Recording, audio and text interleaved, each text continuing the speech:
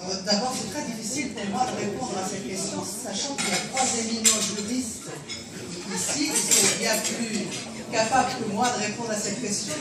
Je les vois piquer du nez, mais bon, voilà. Oui, évidemment, la question des institutions, elle est extrêmement importante, et la question des institutions vis-à-vis de la République, elle est tout à fait fondamentale.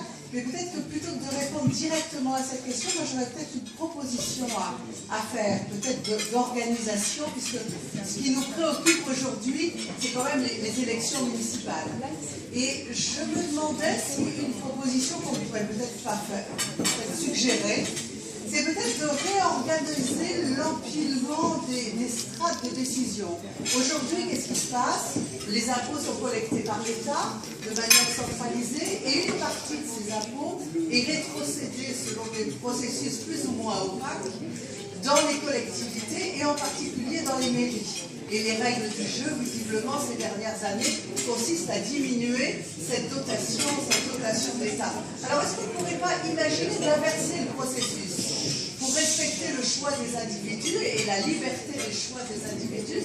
Est-ce qu'on ne pourrait pas imaginer au contraire que les collectivités territoriales décident de l'ensemble de l'imposition et de la rétrocession des impôts que les collectivités territoriales pourraient faire cette fois-ci à l'État?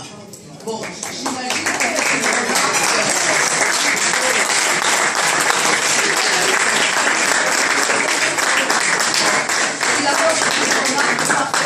parfaitement iconoclaste, j'imagine tout à fait idéaliste, mais il me semble quand même que le respect du choix des individus et la liberté du choix des individus pourrait peut-être, au contraire, passer par la mise en avant de la proximité vis-à-vis des